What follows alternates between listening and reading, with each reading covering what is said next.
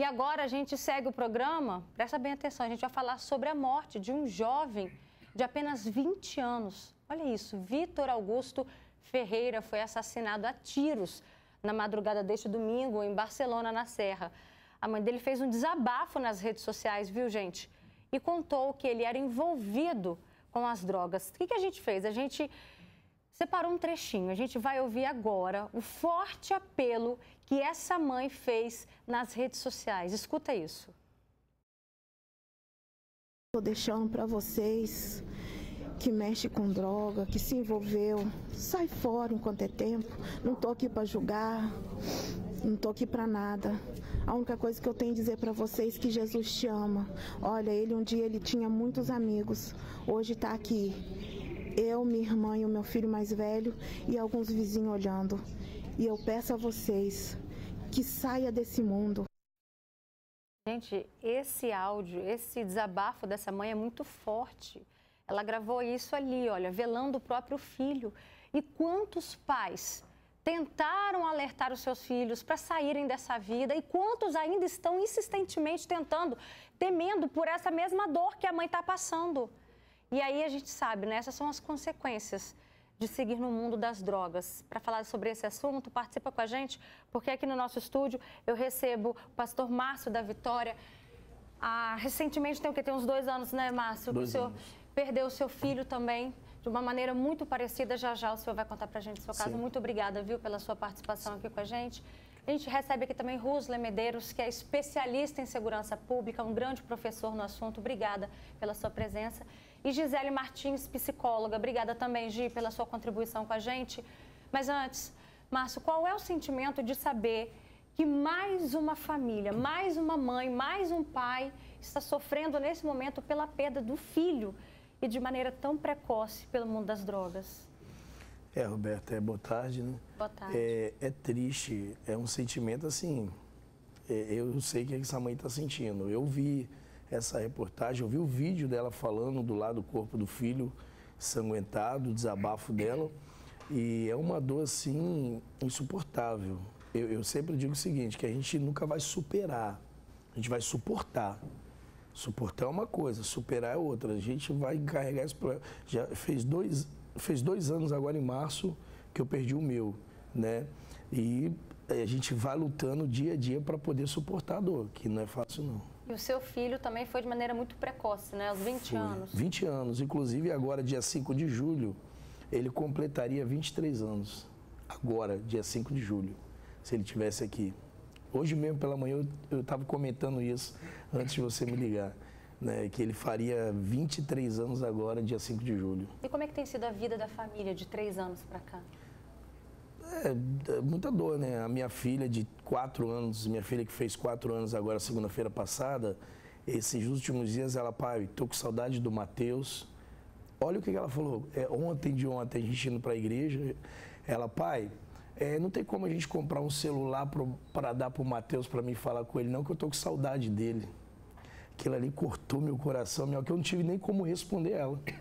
A minha esposa do lado do carro, eu dirigindo, né, que respondeu que eu não tive palavras para responder ela. A gente chega e respira fundo, né? Imagina, a gente ouvir, imagina o senhor sentir. É uma dor. Agora, Rusley, a gente vê histórias, né, de pessoas tão novas. No caso do seu filho, com quantos anos ele acabou entrando para esse mundo? O Matheus, ele acabou se envolvendo assim na faixa etária de 13 anos, começou a fumar maconha, né? Aí ficou até uma idade aí de 17, 18 anos, envolvido no vício, né? E ele ficava no tráfico para se manter. Ele vendia droga na boca para se manter. Mas sempre foi um menino bom, nunca foi de guerra, não andava armado. Ele já sofreu um atentado antes, lá no movimento de guerra, de tráfico, e ele teve um livramento muito grande, não teve coragem de botar a mão em arma, e foi oferecido para ele arma, ele falou, não quero não. Aí daí que a gente conseguiu tirar ele do tráfico. A gente vê o caso do Matheus, a gente vê esse caso que nós mostramos agora, esse áudio dessa mãe, a mãe do Augusto. Por que que mesmo sabendo de todos esses riscos, iludidos pelo que esses jovens, esses adolescentes entram sem medo nesse mundo? E é sem medo mesmo, Roberta. Boa tarde para você e para todos que nos acompanham aqui no Fala Espírito Santo. A gente tem visto uma crescente no número de jovens entre 19, 18 anos a 29 anos. Esse dado é porque, né, o direito penal ele vai funcionar para cima de 18 anos, mas a gente também tem estudos demonstrando que maiores de 13 e de 14 anos já estão entrando neste mundo do tráfico de drogas. E a pergunta é o porquê. Várias são as respostas, Roberta, mas a resposta principal aqui é sentimento de pertencimento. Nós temos verificado que os jovens, principalmente os jovens nas regiões de comunidade, têm encontrado no tráfico de drogas um espaço para que eles possam crescer. Então, eles vão se sentindo ali fortalecidos porque eles estão em grupos de amigos. Então, aquele espaço social acaba dando a ele um processo de pertencimento muito maior para que ele se sinta fortalecido. E aí ele quer, né, o dinheiro, ele quer a fama no espaço em que ele está e ele quer o poder. E o tráfico de drogas, momentaneamente, e aqui, Roberta, a gente vai reforçar, momentaneamente entrega isso, mas é momentâneo. A gente tem mais de 70% do nosso sistema carcerário, ou seja, pessoas presas são jovens e a grande maioria por tráfico de drogas. Nós também temos a maioria dos assassinatos contra os jovens também são relacionados ao tráfico de drogas. Então, nós já falamos aqui diversas vezes, por mais que momentaneamente ele se sinta pertencido a este espaço, só há dois caminhos, ou a morte ou a prisão, infelizmente. Então, a gente não pode deixar que os nossos jovens se iludam achando que entrando para o tráfico de drogas eles vão conquistar alguma coisa a longo e a médio prazo, porque não vão. A curto prazo até pode ser que consigam, mas a médio e a longo prazo, infelizmente, o que podem encontrar ou é a prisão ou é o caixão, infelizmente, Roberta. E é um mundo de ilusões, né? Totalmente. É uma ilusão atrás da outra, porque eles vão encontrar ali naquele espaço poder que eles não têm, eles vão encontrar dinheiro que eles não têm, eles vão encontrar ali um sentimento de força e de pertencimento que não tem ali naquele espaço. Eles acham que eles estão encontrando, mas eles vão ser substituídos no primeiro momento, vão ser ali atacados no primeiro momento. Então, essa ideia é literalmente, Roberta, uma ilusão. A gente já tem participações aqui no nosso Facebook, olha... Beth Renato Marcos participa com a gente, ela diz, eu perdi um filho também com 16 tiros e na época ele só tinha 16 anos. Só Deus para nos consolar. Leni Bonifácio fala a paz do Senhor Jesus, né? Que Deus continue abençoando a família de todas essas pessoas, né? Que, tá falando em relação ao Senhor, viu? Essa telespectadora Leni Bonifácio tá falando que já conheceu o Senhor aqui no programa também. Sim. A Lenira Mouro participa com a gente, ela diz, triste demais o que essa mãe está falando, gente, eu passei por tudo isso. Eles morrem, a gente enterra e sofre o resto da vida da gente. Uma punhalada no coração que não sara. E só quem é pai e mãe para saber como que é intensa essa perda. Agora, quando esse adolescente entra para esse mundo, Gisele, ele não entra pensando nessas consequências, né? Não, foi o que o Rosley acabou de colocar. Ele não sabe. O adolescente, ele costuma dizer, né? Eu sei o que eu estou fazendo, eu sou o dono da minha vida, pai, mãe, não se preocupe, eu sei o que eu estou fazendo. Mas não sabem. Eles ainda são imaturos do ponto de vista psicológico, neuronal, porque eles não têm ainda o pré-frontal totalmente amadurecido nessa região aqui da testa. Isso só vai se dar lá por volta dos 24, 25 anos, ou seja, então um menino, uma menina de 13 anos que diz saber o que está fazendo, é uma falácia, ela não sabe, ele não sabe. Eles precisam de orientação, precisam sim que os pais peguem pela mão e mostrem o caminho. Eles não têm condições psicológicas amadurecidas para saber e para tomar uma decisão de uma envergadura dessa. Ainda mais associada ao uso de drogas, né, na adolescência. Sim. Aí que não tem maturidade nenhuma. Se a própria adolescência em si já não tem, associada ao uso de drogas, muito menos. Não, muito menos. Os pais precisam tomar um cuidado redobrado, sabe, Roberta? Se nós fizermos aqui 1000 programas sobre esse tema, 1000 vezes eu vou repetir. Os pais precisam dialogar com seus filhos. Ao menor sinal de mudança de comportamento, mas é ao menor mesmo. É uma coisa muito sutil, muito pequena. E um adolescente hoje pela primeira vez chegou 11 horas da noite em casa, sendo que ele chega às 9 da noite. Mas de 9 para as 11 é pouquinho, né? Não tem muita diferença, não. Tem muita diferença, porque é a partir desse pequeno sinal. Era um adolescente que era muito comunicativo. De repente, os pais começaram a ver esse adolescente ficar introspectivo, pega o prato de comida, come dentro do quarto, começa a usar muito blusas de frio, roupas de frio, num calor de 40 graus, já não gosta mais de interagir com a família, não quer estar perto dos eventos sociais da família, se fecha em si mesmo. Isso já é um sinal de alerta. Os pais precisam estar próximos, precisam dialogar com esses jovens, com esses adolescentes, porque, sabe, Roberta, o problema, ele não começa do tamanho de um elefante. Normalmente o problema começa do tamanho de uma formiguinha. Mas como é tão pequeno, vai sendo negligenciado, a gente acha que não tem muito problema, que de repente é coisa, né? É coisa da minha cabeça de pai, é coisa da minha cabeça de mãe, acho que é um exagero. Aí às vezes os pais conversam com alguém, com algum membro da família próximo, vai dizer, não, isso é bobagem, isso é fase. Pode ser fase? Pode, mas pode não ser fase. O senhor percebia os sinais no Mateus? Sim, no início ele deu muitos sinais, né? Começou a ficar muito agressivo, assim, agressivo não de agredir verbalmente, a ação dele mesmo dentro de casa, a gente viu que começou a mudar na época dos 13 anos. E aí ia para a escola, mas ao mesmo tempo não ia, porque ia para a escola e matava a aula, né? E só que aí quando a gente foi ver, ele já estava bem aprofundado, já envolvido ali, já no vício, né? E é onde a gente começou a trabalhar para poder agora combater o vício, né? Talvez foi até uma displicência, foi que ela falou, da minha parte, né? Poder não ter trabalhado na prevenção, né? Como acabamos não tendo aquela ação preventiva, tivemos que trabalhar no combate. E, de fato, até conseguimos tirar ele depois. E é essa a proposta do programa Fale o Espírito Santo, é tentar trabalhar essa prevenção, levar esse assunto para as famílias. Vamos ouvir mais uma vez o áudio, o desespero dessa mãe, gente. É um recado que eu estou deixando para vocês que mexe com droga, que se envolveu. Sai fora enquanto é tempo. Não estou aqui para julgar, não estou aqui para nada. A única coisa que eu tenho a dizer para vocês é que Jesus te ama. Olha, um dia ele tinha muitos amigos, hoje está aqui.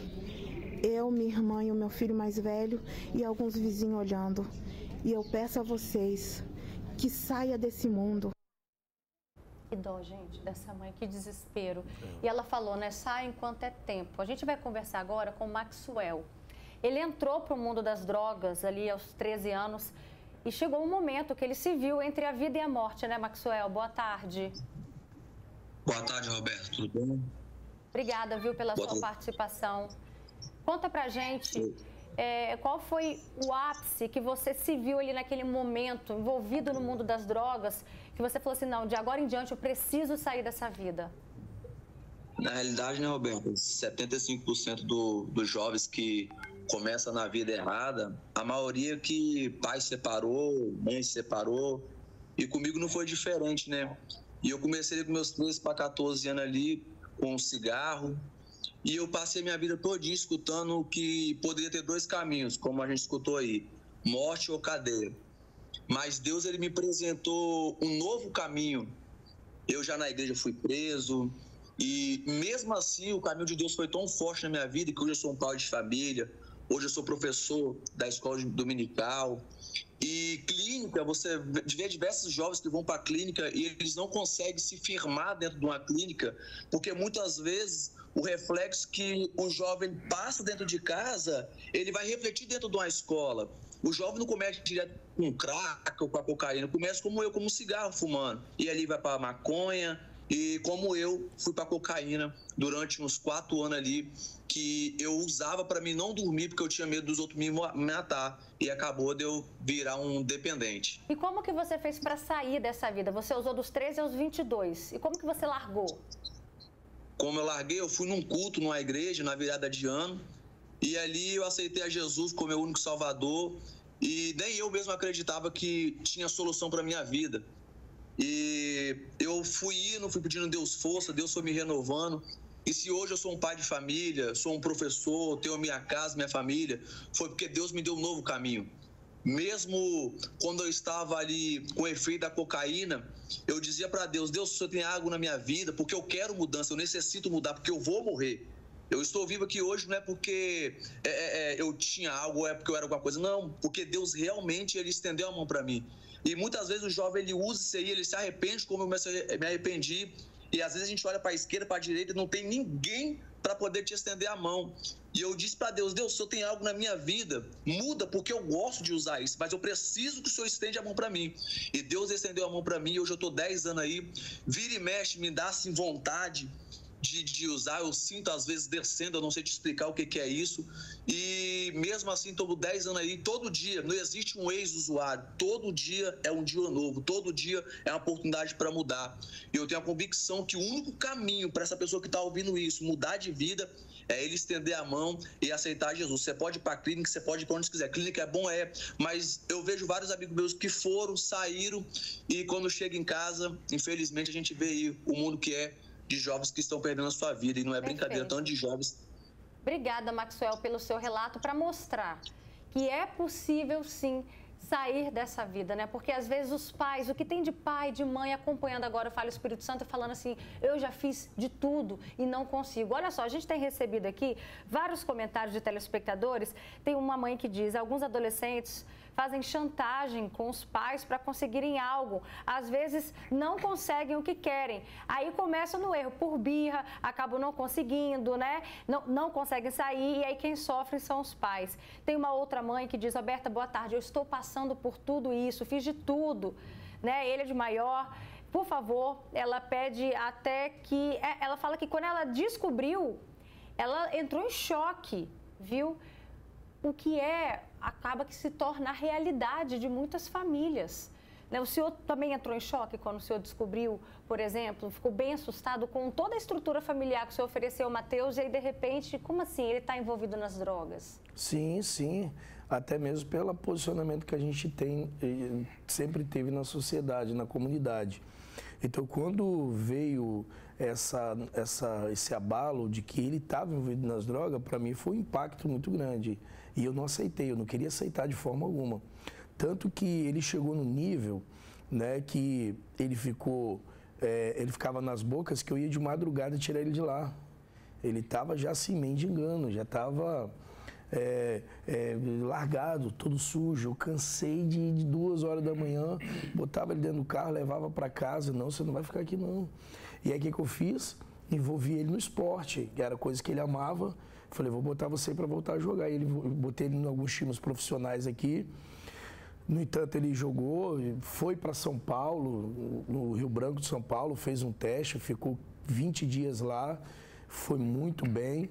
Então, assim, aí o futebol começou, né? E através disso eu comecei a levar ele para a igreja.